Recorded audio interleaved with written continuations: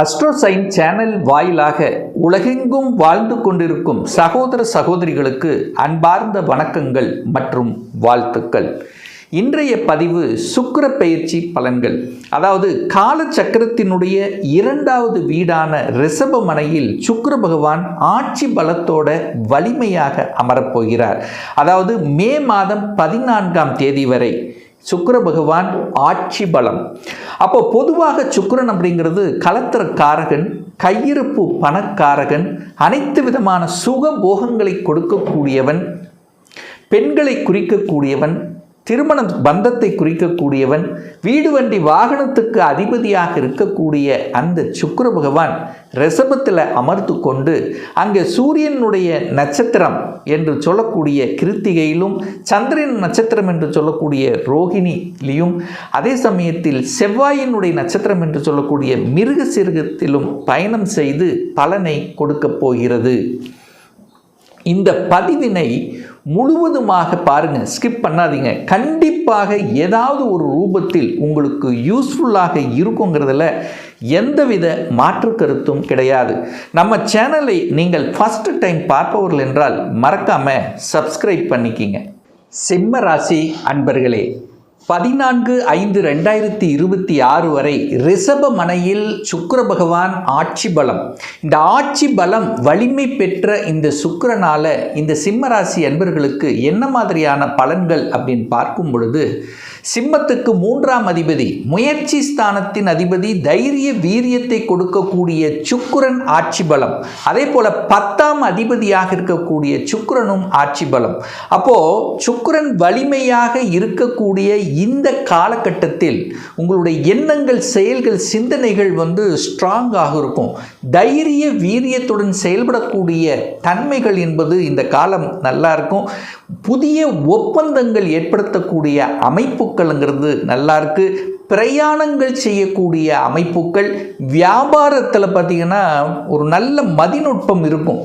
எந்த இடத்தில் எதை பேசணும், எதை செய்யணும் என்கின்ற அந்த மதிநுட்பத்துடன் செயல்படக்கூடிய ஒரு காலகட்டமாக இந்த சிம்மராசி என்பவர்களுக்கு நிச்சயமாக அமையும். தகவல் தொடர்பு துறை, கம்யூனிகேஷன் மூலமாக ஒரு நல்ல செய்திகள் உங்களுக்கு வரக்கூடிய ஒரு காலகட்டம் தான் இந்த காலகட்டம் அப்படின்னு சொல்லுவேன். அதே சமயத்தில் வியாபாரத்துக்குள்ள என்ட்ரி ஆகக்கூடிய, அதாவது தன்னுடைய பேச்சையும் அறிவையும் வைத்து செய்யக்கூடிய கன்சல்டன்சி, கமிஷன் பேஸ்டு, தரகு பேஸ்டு, ஸோ இந்த மாதிரி இருக்கக்கூடிய மார்க்கெட்டிங் சம்பந்தப்பட்ட, ஸோ இதெல்லாமே சிறப்பு பெறக்கூடிய ஒரு நல்ல காலகட்டமாக அமையும். அதே சமயத்தில் ரியல் எஸ்டேட் சார்ந்த துறையில் இருக்கக்கூடிய சிம்மராசி என்பவர்களுக்கு இந்த மாதம் பார்த்திங்கன்னா, இந்த காலகட்டம் பார்த்திங்கன்னா விற்பனை என்பது படு ஜோராக நல்லபடியாக நடக்கக்கூடிய அமைப்புகள் என்பது சிறப்பு பெறும். எந்த விற்பனை, அதாவது விற்பனை பண்ணணும் அப்படின்னா ஒரு இட விற்பனை, நில விற்பனை, அதாவது சேல் பண்ணக்கூடிய அமைப்புகள் இந்த காலகட்டத்தில் உங்களுக்கு சூப்பராக இருக்கும் அப்படிங்கிறத சொல்ல வரேன். அடுத்து 10ஆம் அதிபதி தான் சுக்கிரன் அல்லவா? அப்போ 10ஆம் அதிபதி வலிமை பெறுகிறது. அப்போது வேலை சார்ந்த விஷயத்தில் பல அழுத்தங்கள், ப்ரெஷரோடு இருக்கின்றவர்கள் இந்த மாதம் ஓகே அப்படிங்கிற மாதிரி இருக்கும். வேலை இல்லாத சிம்மராசி அன்பர்களுக்கு இந்த மாதம் கண்டிப்பாக நிச்சயமாக வேலை கிடைக்கும். உங்களுடைய முயற்சியால், தன்னம்பிக்கையால் வேலை கிடைச்சிரும். ஏன்னா 10ஆம் அதிபதி ஸ்ட்ராங்காக இருக்க போகிறாரு. அப்போ 10ஆம் அதிபதி நல்லபடியாக இருக்கின்ற காரணத்தால் வேலை உண்டு, உங்கள் முயற்சியால் வேலை உண்டு, இடமாற்றம் உண்டு அப்படிங்கிற அமைப்புங்கிறது சிறப்பு பெறுகிறது. சரி, அந்த சுக்கிர பகவான் பார்த்திங்கன்னா குறிப்பாக சொல்லப்போனால் சூரியனுடைய நட்சத்திர சாரம், அதாவது கிருத்திகை நட்சத்திரத்தில் பிரயாணம் பண்ண போகிறார். அதாவது உங்கள் ராசிநாதன் நட்சத்திரத்தில் பிரயாணம் பண்ணக்கூடிய இந்த காலகட்டத்தில் உங்கள் எண்ணம், செயல், சிந்தனைகள் என்ன உங்கள் மனசில் வச்சிட்ருக்கிறீங்களோ அது செயல்படுத்தக்கூடிய தன்மைங்கிறது இருக்கும்.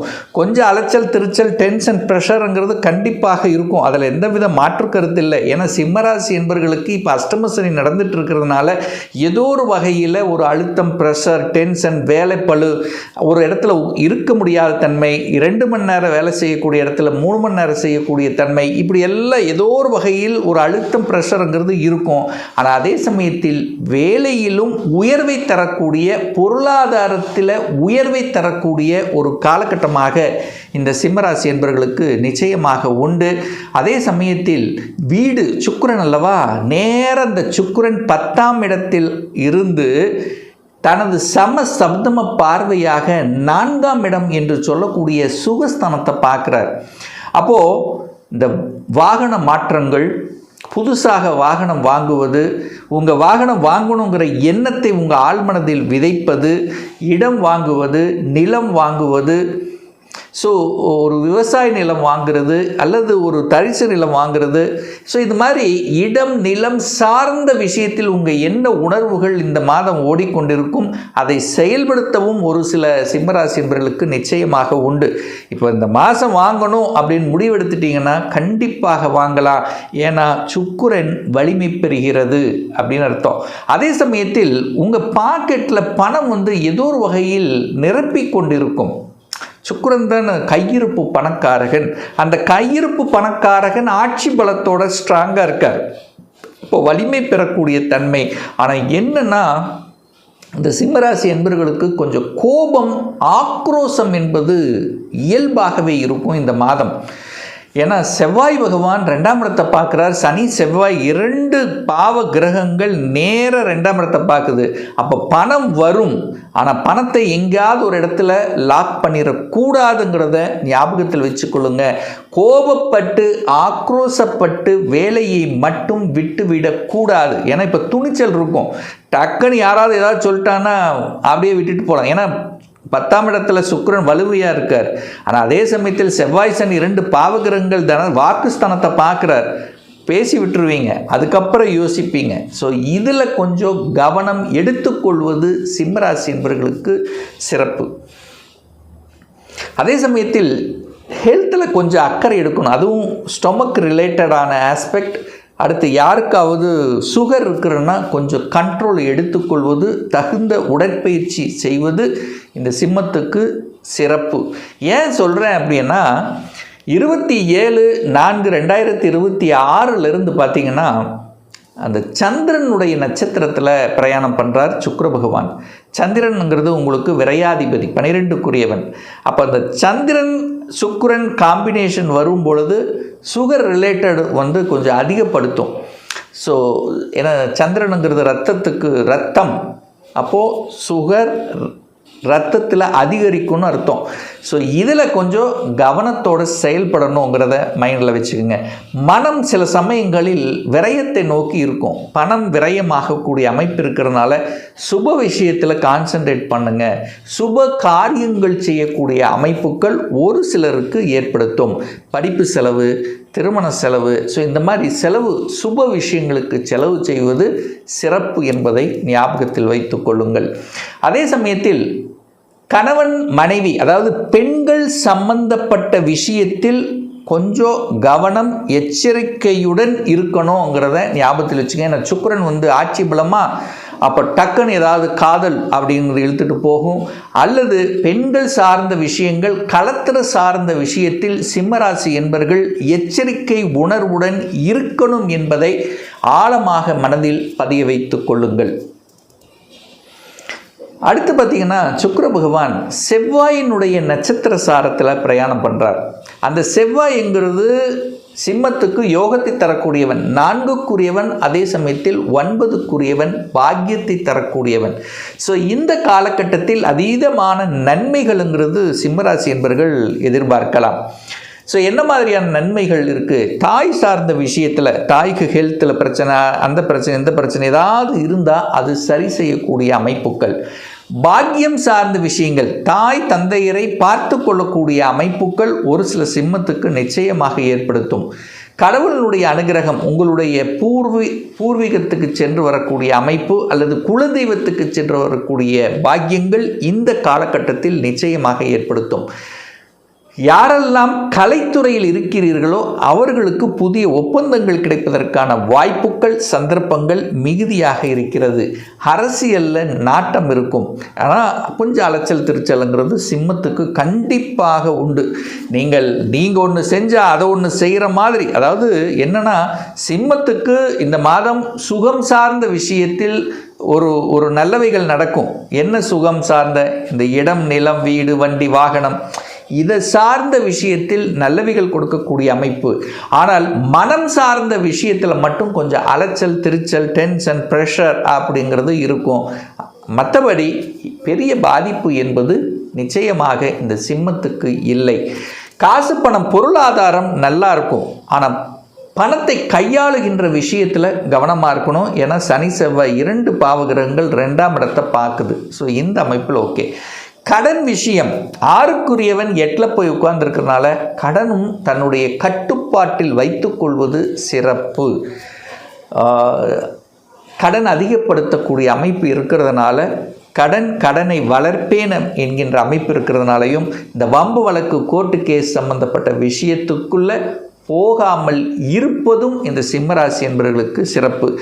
ஆக மொத்தம் இந்த காலகட்டம் சில மாற்றங்கள், சில திருப்பங்கள் கொடுக்கக்கூடிய, ஒரு சேஞ்சஸை கொடுக்கக்கூடிய ஒரு காலகட்டமாக இந்த சிம்மராசி என்பவர்களுக்கு அமையும். இப்போ நான் சொன்னது கோச்சார ரீதியாக ஒரு பொதுவான பலன்கள். இந்த ராசி நட்சத்திரத்தில் பார்த்தீங்கன்னா பல கோடிக்கணக்கான பேர் இருப்பீங்க. எல்லாருக்கும் ஒரே மாதிரியான பலன்னா நிச்சயமாக இல்லை. ஏன்னா ஒவ்வொருத்தரும் டிஃப்ரெண்ட். ஒவ்வொருத்தருடைய தசா புத்திகள் வேறுபடும். அதற்கு தகுந்த மாதிரி பலன்களும் மாறுபடும். உங்கள் ஜாதகத்தில் சுக்கிரன் எப்படி இருக்குன்னு பாருங்கள். ஆட்சி பலத்தோடு இருக்காரா, உச்சம் பலத்தோடு இருக்காரா, வர்க்கோத்தம பலம் பெற்றிருக்காரா, சுபகிரகங்கள் தொடர்பில் இருக்கா, பாவகிரகங்களின் தொடர்பில் இருக்கா என்பதை பொறுத்து பலன் நிச்சயமாக மாறும். ஒரு துல்லிய பலன் வேணும்.